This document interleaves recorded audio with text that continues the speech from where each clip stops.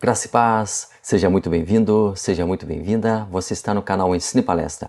Meu nome é Alex Paulo e é uma grande honra, uma alegria imensa ter a sua companhia. Você que já está inscrito no canal, você que já faz parte da nossa comunidade, muito obrigado a você. Você que toda quarta-feira fica na expectativa do nosso vídeo, muito obrigado. Toda quarta-feira nós estamos aqui no canal Ensine Palestra postando o vídeo da semana. O vídeo traz como tema um dos assuntos da nossa revista Lições Bíblicas, o guia de estudos publicado pela Casa Publicadora das Assembleias de Deus. O comentarista do trimestre é o pastor Elinaldo Renovato de Lima, que está nos brindando com um trimestre espetacular, falando sobre um assunto extremamente pertinente para os nossos dias. O tema da nossa revista Graça Adulto é Aviva a Tua Obra, o chamado das Escrituras ao quebrantamento e ao poder de Deus. Você que ainda não está inscrito no canal, você que está conhecendo hoje nosso trabalho, muito obrigado pela sua deferência, muito obrigado por estar aqui. Se gostar do conteúdo, nos dê para nós uma alegria imensa em inscrever-se no canal. Também, se você quiser comentar o vídeo, fique à vontade para isso. É muito bom ter a sua companhia aqui, é muito bom ter você também aqui na nossa comunidade Ensine Palestra. Vamos juntos então para mais uma lição aqui no nosso canal. Lembrando também que os nossos vídeos, nós temos alguns vídeos curtos, temos alguns shorts que estamos publicando ao longo da semana e também alguns vídeos complementares à lição. Tudo isso para que você tenha um trabalho efetivo, para que você tenha agregado a sua aula, você que é professor, também você que é aluno, tenha um trabalho mais complementar e assim a gente possa fazer aqui uma análise perfeita da nossa lição. Vamos juntos então? Vamos para mais um vídeo aqui no nosso canal.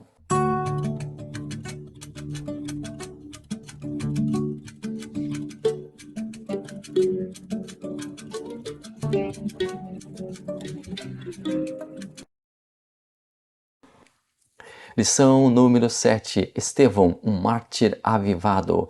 Nós temos na nossa revista o nosso texto áureo, nós temos a verdade prática, nós temos a leitura diária e a leitura bíblica em classe, que está dividida em duas partes. Nesta semana nós temos lá em Atos capítulo 6, versículo 8 e 10 e também lá em Atos capítulo 7, versículos 54 ao 60. Estevão, cheio de fé e de poder, fazia prodígios e grandes sinais entre o povo.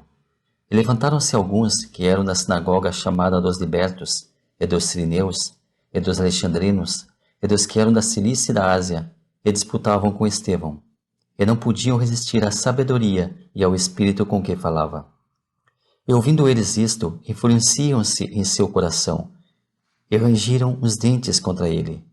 Mas ele, estando cheio do Espírito Santo, e fixando os olhos no céu, via a glória de Deus e Jesus que estava à direita de Deus. E disse: Eis que vejo os céus abertos e o Filho do Homem que está em pé à mão direita de Deus. Mas eles gritavam com grande voz, taparam os ouvidos e remeteram unânimes contra ele. E expulsando-o da cidade, o apedrejavam. E as testemunhas depuseram as suas vestes aos pés de um jovem chamado Saulo. E apedrejaram a Estevão, que em invocação dizia: Senhor Jesus, recebe o meu espírito. E pondo-se de joelhos, clamou com grande voz: Senhor, não lhes imputes este pecado. E tendo dito isto, adormeceu. Neste vídeo, eu estarei usando uma outra metodologia para o estudo da lição. Eu não estarei seguindo a sequência da revista, mas estarei contemplando o tema em pauta, apenas através de uma outra sequência de estudo. Nós temos aqui na nossa revista os dois primeiros tópicos. Primeiro, o testemunho de Estevão. Ele é subdividido em 3 subtópicos: Estevão, usado por Deus, uma covarde oposição e a fúria dos acusadores. O segundo tópico, a preciosa morte de Estevão, dividido em 3 partes: cheio do Espírito Santo, a violência dos acusadores e o perdão no martírio. Estevão, traduzido, significa coroa. A sua origem. Alguns eruditos afirmam que Estevão era samaritano. Muitos outros entendem que ele era um judeu helenista que fora convertido em Jerusalém. O problema das mesas.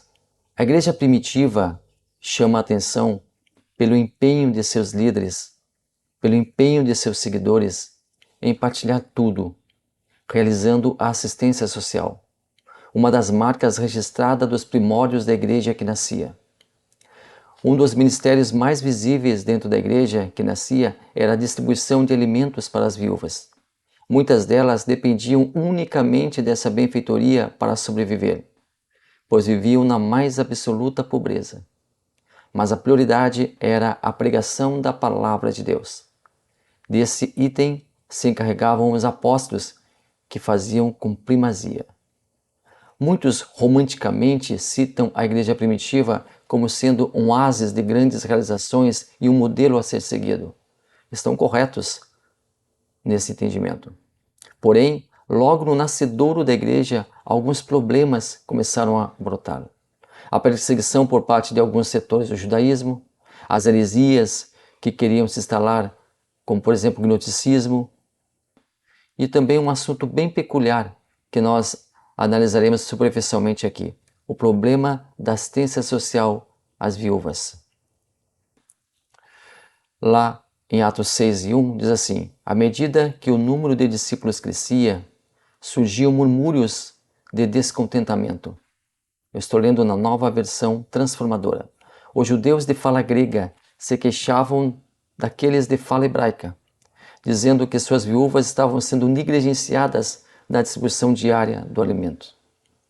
Bom, nós temos aqui no texto hebreus e helenistas. Os judeus de fala hebraica, eles viviam na Palestina. A Bíblia os chama de hebreus. Nasceram ali, viviam ali e falavam o aramaico. Os judeus de fala grega, os helenistas, eram judeus da diáspora. Eles não somente falavam o grego, como haviam absorvido em parte a própria cultura grega. Os judeus hebreus não consideravam os helenistas como gregos, mas como judeus com uma herança grega. Os helenistas também podiam ser provenientes de regiões onde o grego era o idioma nativo, e por isso não soubessem falar o aramaico ou hebraico, motivo pelo qual participavam dos cultos em sinagogas próprias em Jerusalém, em vez de assistir às reuniões em hebraico. Os judeus helenistas não eram menos fiéis do que os judeus de fala hebraica. Muitos eram tão ou até mais zelosos que os judeus que viviam ali na Palestina. Para os judeus helenistas, era um grande sacrifício pessoal ir até Jerusalém para prestar culto. E a liderança religiosa reconhecia isso, tanto que foram tomadas providências para que a confissão de Yahvé em hebraico pudesse ser proferida em grego helenista. O hebraico, por séculos, não foi usado na Palestina, exceto em casos rituais. Esse conflito entre hebreus e helenistas existia há séculos e acabou por ser notado também durante o surgimento da igreja primitiva. Esses dois grupos divergiam entre si, pois os helenistas eram mais liberais, enquanto que os hebreus eram mais conservadores. O problema a que o texto bíblico em apreço se refere aqui no livro de Atos é que, devido à grande expansão do evangelho, houve involuntariamente, e é bom que se diga isso, um descuido quanto ao trato das viúvas dos judeus de fala hebraica dos judeus de fala grega. Talvez o próprio idioma tenha sido uma barreira que tenha trazido desconforto na relação entre os dois grupos. O interesse dos apóstolos em resolver o problema mostra que tudo não passou de um esquecimento ou mal-entendido, nada além disso. Os líderes da igreja se mostraram dispostos a corrigir imediatamente o problema, o que mostra que eles não fizeram vista grossa ou endossaram tal situação.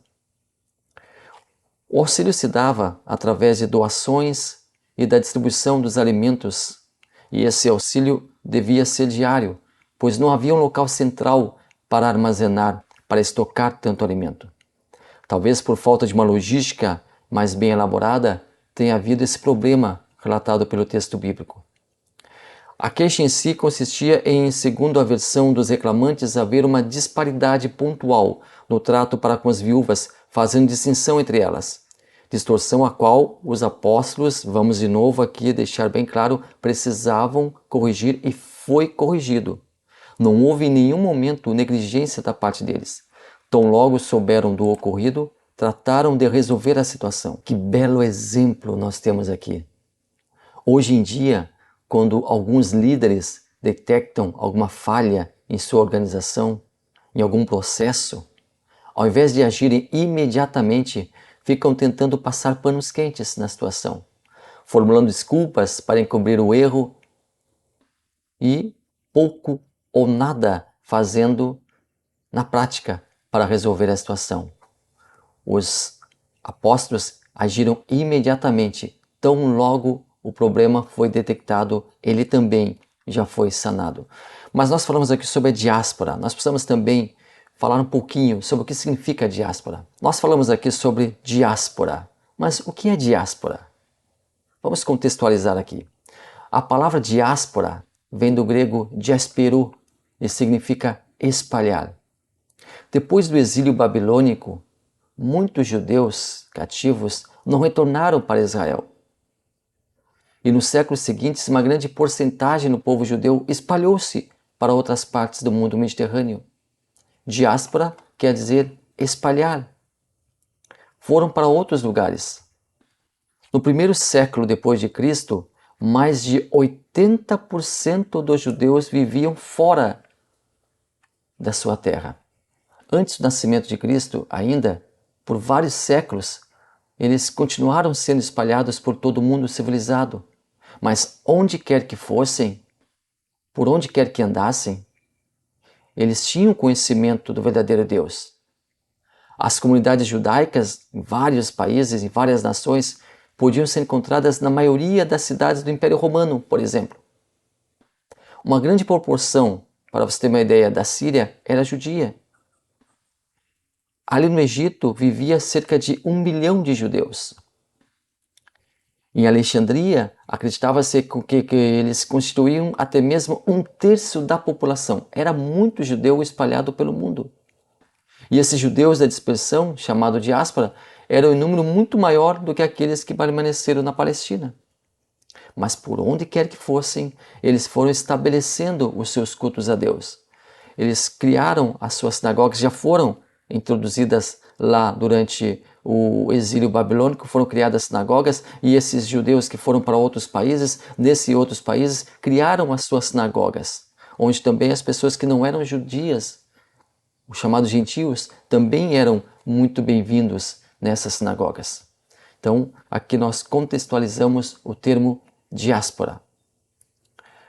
A escolha dos diáconos. Nós estamos falando aqui sobre um personagem muito importante. Um personagem que foi primordial. Estevão teve uma relevância significativa para a igreja primitiva. Mas nós temos que entender como Estevão entra na história, como Estevão ele entra neste mundo habitado até então pelos apóstolos e pelos discípulos de Jesus. E nós vamos encontrar isso lá em Atos capítulo 6. E ainda decorrente daquele problema, daquela dificuldade sobre a repartição das mesas, sobre o compartilhamento dos alimentos, sobre a distribuição dos alimentos, ainda dentro dessa expectativa, os 12, os apóstolos, convocaram uma reunião com todos os discípulos e disseram assim, está lá em Atos 6, 2 e 3, nós, apóstolos, devemos nos dedicar ao ensino da palavra de Deus e não à distribuição de alimentos. Sendo assim, irmãos, escolham 7 homens respeitados, olha só as características, respeitados, ou seja, de boa índole, idôneos, cheios do Espírito Santo e de sabedoria. O texto fala cheios do Espírito, e Espírito aqui está engrafado com letra maiúscula, referindo-se ao Espírito Santo, e de sabedoria, e nós os encarregaremos desse serviço. E lá em Atos 6 e 5, continuou, a ideia agradou a todos, e aí escolheram os homens que fariam esse trabalho. Vamos analisar um pouquinho esse texto. Por isso, os 12 convocaram uma reunião com todos os discípulos. Os apóstolos, após terem sido comunicados do problema, agiram imediatamente. Foi convocada uma reunião para discutir o ocorrido e deliberar uma solução. Era uma reunião democrática, onde quem quisesse e fosse da comunidade poderia participar.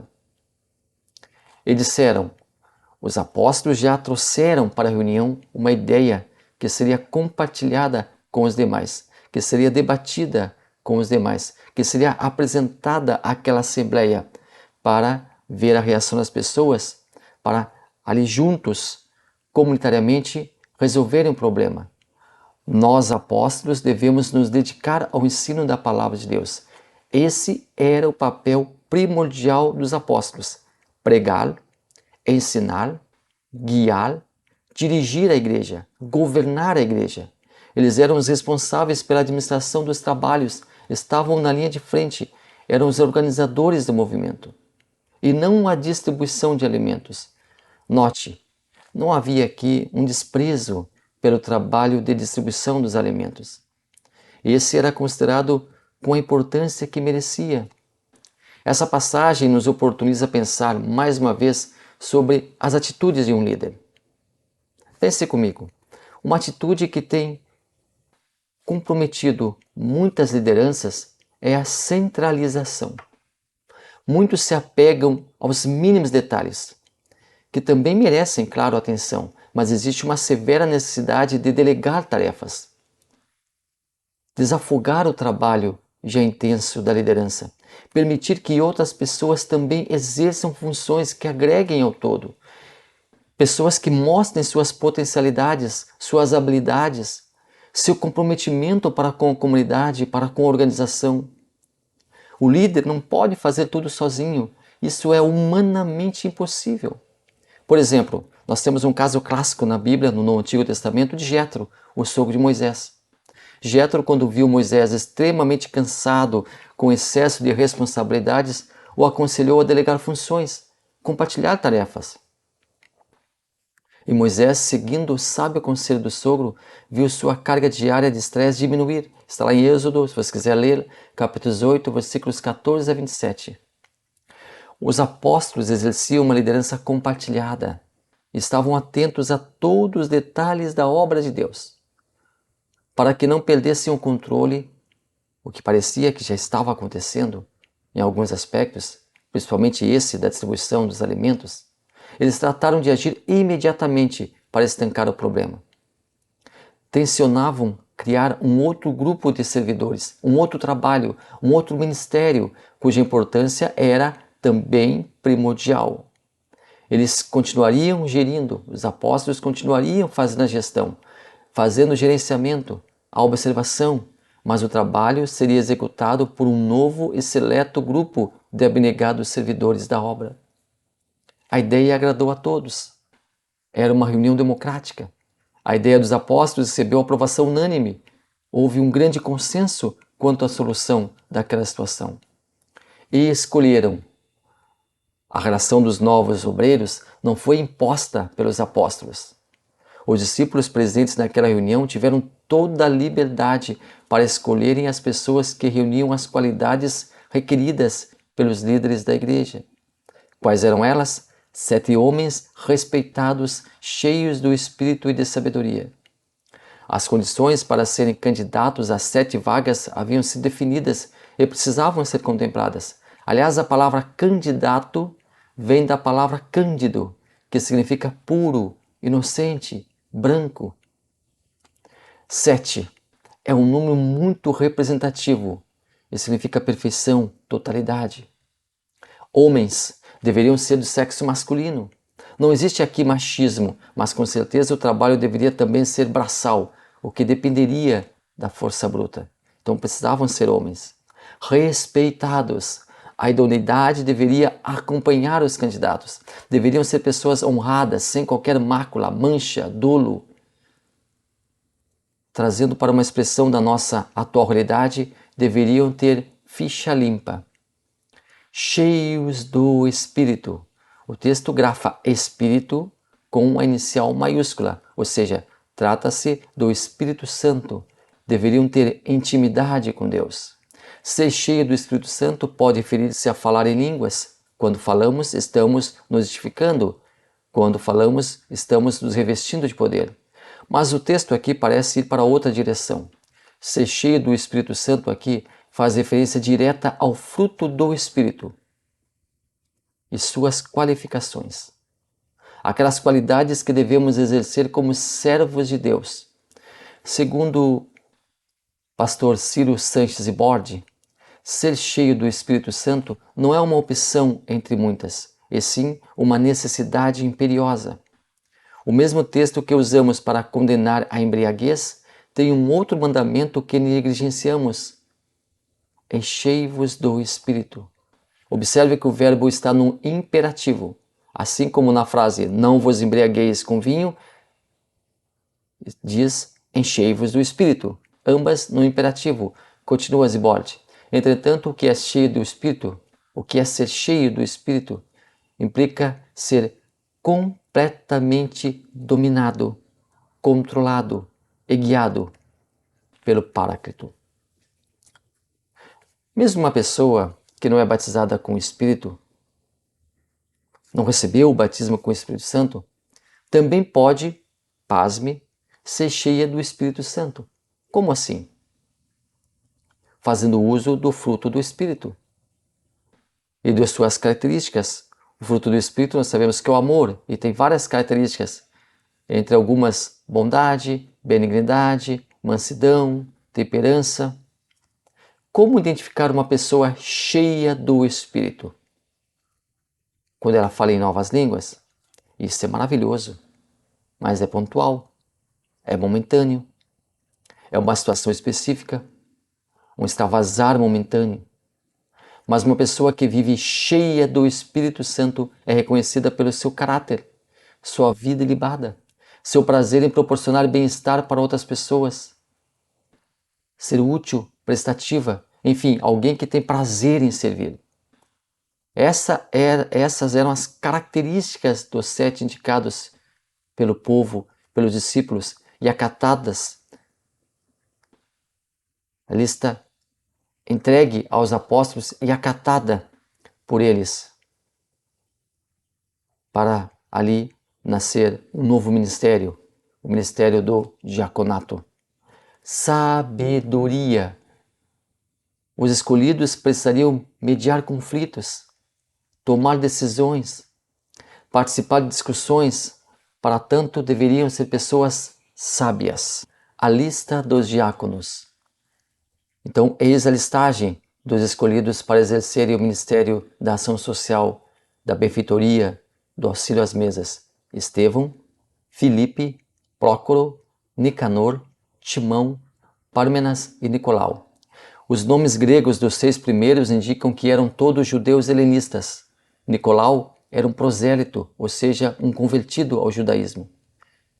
Era sem dúvida grego. Pouco se sabe sobre esses homens, a não ser o que é mencionado ali no livro de Atos. Cabe sublinhar que o texto bíblico apenas faz menção especial sobre o primeiro e último da lista. Estevão, diz o texto, homem cheio de fé e do Espírito Santo, e Nicolau, o texto informa que era um prosélito de Antioquia. Não há um maior detalhamento sobre a função eclesiástica desses homens. Não é especificado no texto bíblico as tarefas que exerceriam, a não ser a que é explicitada, servir às mesas. Mas seria somente isso? Não se sabe. Dessa listagem, os 2 nomes que se destacaram dentre todos os demais foram Estevão e Filipe. Os inimigos de Estevão. Uma grande preocupação de Estevão era a divisão que existia entre os judeus, que reconheciam Jesus como Filho de Deus, como Messias, e aqueles judeus que não reconheciam Jesus como Filho de Deus, não reconheciam Jesus como Messias. Muito embora Estevão fosse um judeu helenista, ele acabou por entrar em conflito com as sinagogas onde se falava grego ali em Jerusalém. Segundo alguns comentaristas, os helenistas haviam migrado para Jerusalém após a diáspora e teriam lá implantado as sinagogas de fala grega. O texto fala sobre os membros da sinagoga dos libertos. Era composta principalmente de judeus de Cirene e Alexandria, que eram escravos que provavelmente haviam conseguido a sua própria liberdade. Debate frustrado. Embora debatessem com Estevão, eles não podiam resistir-lhe à sabedoria com que falava. Isso aqui é fácil de explicar.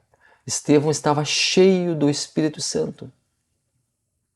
Parece que o dom da palavra da sabedoria repousava sobre Estevão. Como não podiam vencer Estevão com argumentos, eles mudaram a sua tática. Passaram a atacá-lo.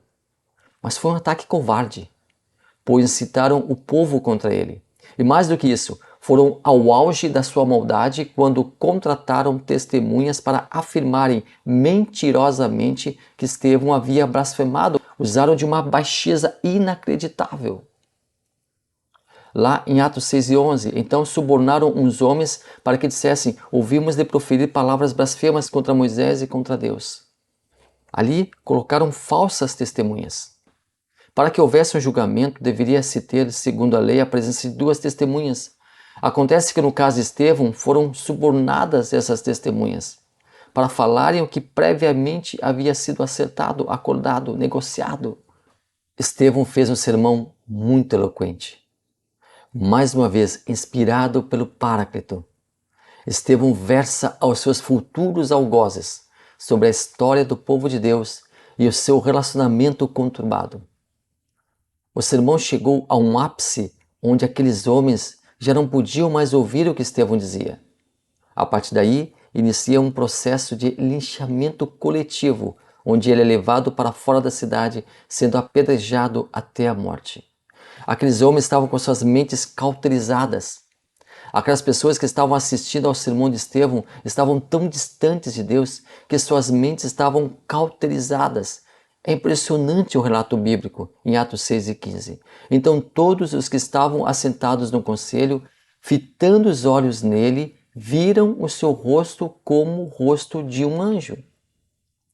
Mesmo sendo testemunhas de um acontecimento sobrenatural que acontecia diante de seus olhares incrédulos e corrompidos, eles não voltaram atrás no que já dentro do seu coração intencionavam fazer. Estevão procurou convencê-los de seu erro em negar, em assumir que Jesus era o Filho de Deus, com argumentos que seriam convenientes, convincentes, caso eles tivessem um mínimo de raciocínio lógico. Estevão não conseguiu. Aí entra em ação o Espírito Santo, fazendo com que o rosto de Estevão se assemelhasse a um anjo. E por incrível que pareça, mesmo assim, aquelas pessoas não se deixaram converter, porque Satanás já havia tomado conta dos seus corações e de suas mentes. Se estivessem aqueles homens em seu juízo perfeito, teriam dito uns aos outros: vamos parar com isso. Tem coisa errada. O que nós pretendemos fazer é errado. Vejam, o seu semblante está brilhando. Não é mais um homem, mas um anjo. Paremos. Esse homem é inocente, não tem culpa. Antes que façamos algo do qual possamos nos arrepender futuramente, vamos parar por aqui. Não deixemos que o seu sangue recaia sobre nós. Nada disso.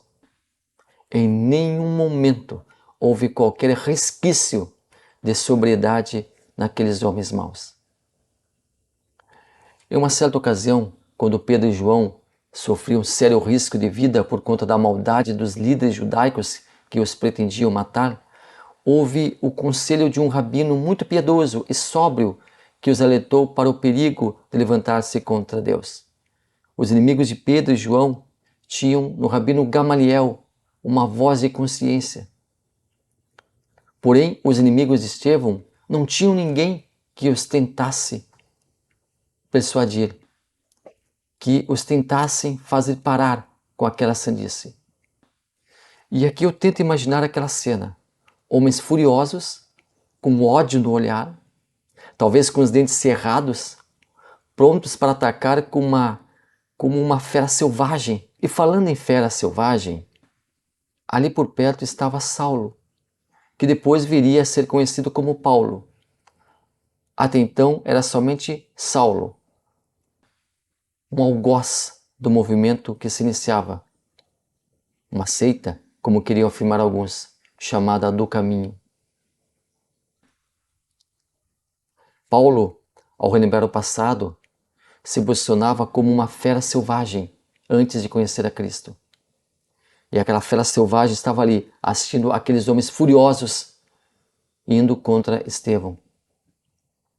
Bom, voltando aqui aos inimigos de Estevão. Lá estavam eles, prontos a arrebatarem Estevão para fora e consumirem toda a sua raiva, todo o seu ódio, todo o seu desprezo sobre ele. E assim o fizeram. Levaram à morte um inocente, um autêntico proclamador do Evangelho. A morte de Estevão. Se a ideia era matar Estevão e sepultar de uma vez por todas aquele movimento considerado herege, onde o grupo dos chamados do caminho fosse dissolvido e o movimento extinto, os tiros saiu pela culatra, pois o sangue de Estevão inocentemente derramado serviu para germinar ainda mais a semente do Evangelho, das boas novas do reino de Deus. Estamos aqui no tópico 3 agora, o avivamento no sofrimento, 2 subtópicos, sofrimento e morte dos apóstolos e o avivamento e sofrimento. A lição de hoje também trata do martírio e morte dos apóstolos. E nós vamos trabalhar esse assunto aqui também.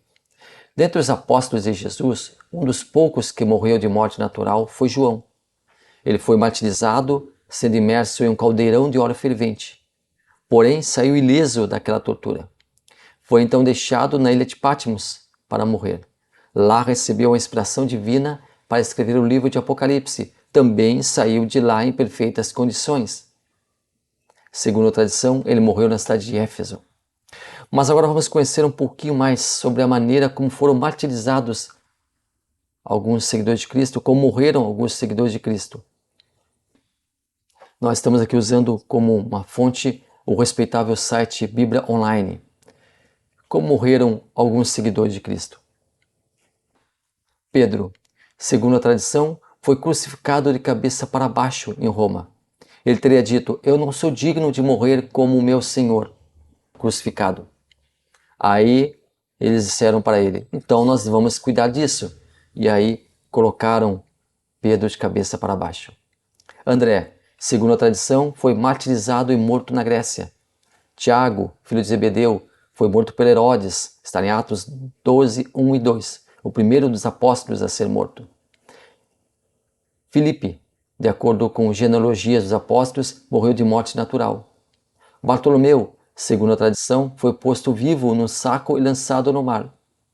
Tomé, segundo a tradição, trabalhou na Índia e aí foi martirizado e morto. Mateus, segundo a tradição, morreu de morte natural na Etiópia ou na Macedônia.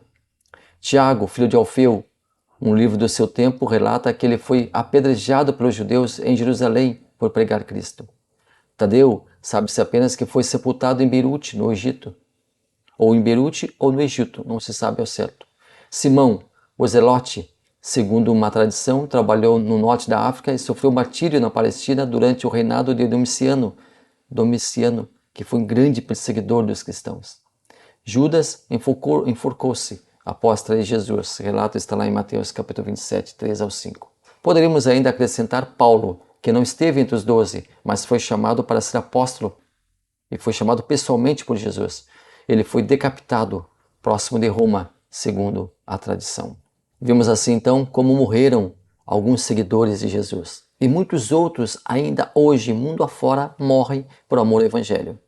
Se em alguns países como nós aqui no Brasil temos liberdade para falar, para pregar, para expressar o nosso amor a Deus, para expressar o Evangelho do Reino, em muitos lugares, mundo afora, não se tem essa mesma liberdade e pessoas continuam sendo martirizadas e mortas por amor de Jesus. Sangues inocentes continuam vertendo por aí. Sangues inocentes continuam sendo derramados por aí. Mas assim como são derramados, eles brotam e o Evangelho vai se expandindo. Assim como são derramados, as sementes do Evangelho germinam e o Evangelho é proclamado mundo afora. E nós louvamos a Deus pela vida dessas pessoas que não têm amor à própria vida, mas têm uma singularidade e paixão de falar de Jesus. Que este intuito esteja cada vez mais na nossa vida. Que esse desejo cerre cada vez mais o nosso olhar, a nossa mente em falar, em proclamar, em falar de Jesus, o Messias, que em breve voltará. Que esta seja a missão da igreja e que esta missão seja dia após dia concluída com êxito mundo afora.